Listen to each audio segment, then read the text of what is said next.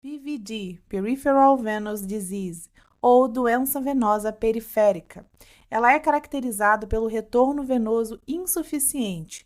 O sangue se acumula nos membros inferiores do paciente e tem dificuldade para retornar.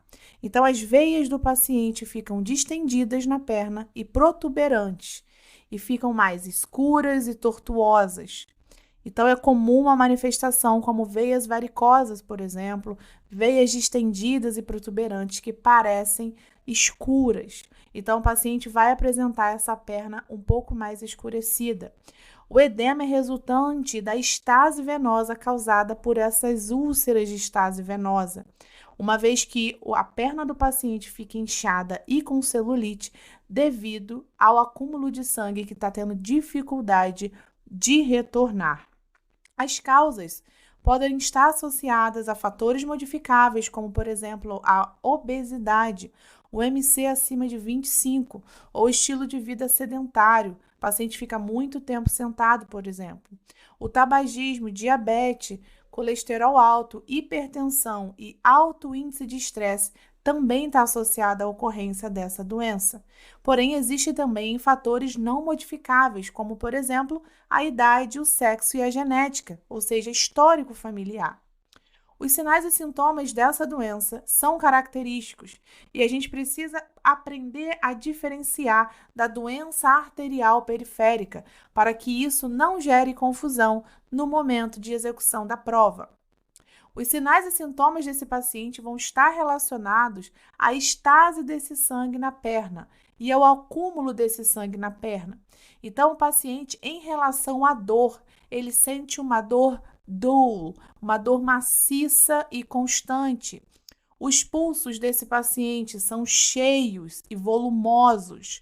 Esse paciente, em relação a edema, ele pode estar presente devido ao excesso de sangue acumulado nessa região, já que o retorno é insuficiente.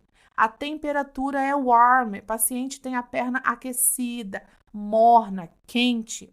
A cor costuma ser uma cor brown, yellow, o paciente tem a perna amarronzada, amarelada. Em relação às feridas, esses pacientes possuem feridas de estase, úlcera de estase. E muita atenção, as bordas são irregulares e são lesões consideradas rasas.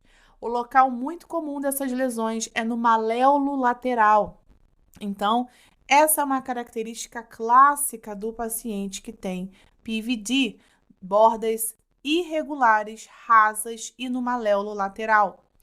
Em relação à necrose, não é muito comum, uma vez que o tecido recebe suprimento de oxigênio, está ali inclusive acumulado. Então, a necrose não é muito comum nesses casos. Quando a gente pensa em um acróstipo, a gente pode pensar num acróstipo chamado VEIN, com Y no final. O V tem a ver com o volume do pulso, que é muito grande. O E tem a ver com edema. O I, irregular shape shores, ou seja, toda a ferida do paciente, toda a lesão vai ser irregular.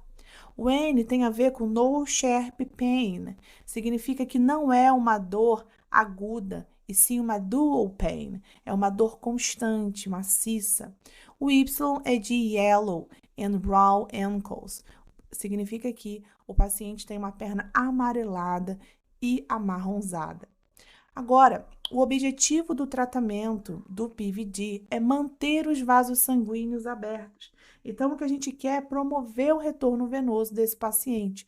Se a gente quer promover o retorno venoso, a gente vai fazer com que a gravidade auxilie nisso e vai orientar para o paciente elevar as pernas. Então, a gente pode memorizar que PVD, o V, são as perninhas do paciente elevadas. Isso ajuda a ter o retorno venoso, a diminuir o edema e fazer com que esse sangue fique menos extasiado nessa perna. Em relação à farmacologia, podem ser prescritos para o paciente antiplaquetários, mas a gente tem que se atentar por conta do risco de sangramento, como, por exemplo, a aspirina e o clopidogrel. Além disso, pode ser prescrito redutores de colesterol. Só que a gente tem que ficar atento porque é hepatotóxico, como, por exemplo, lovastatina, que são as estatinas.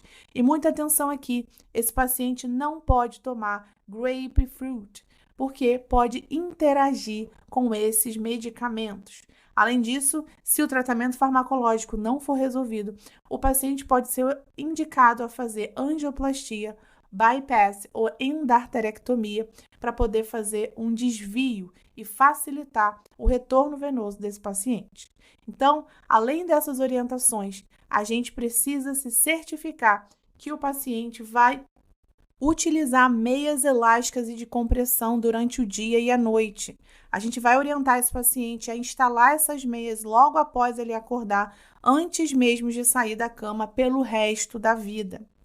Além disso, a gente vai orientar o paciente a não permanecer muito tempo sentado ou por longos períodos em pé, não utilizar roupas muito constritivas ou cruzar a perna enquanto estiver sentado.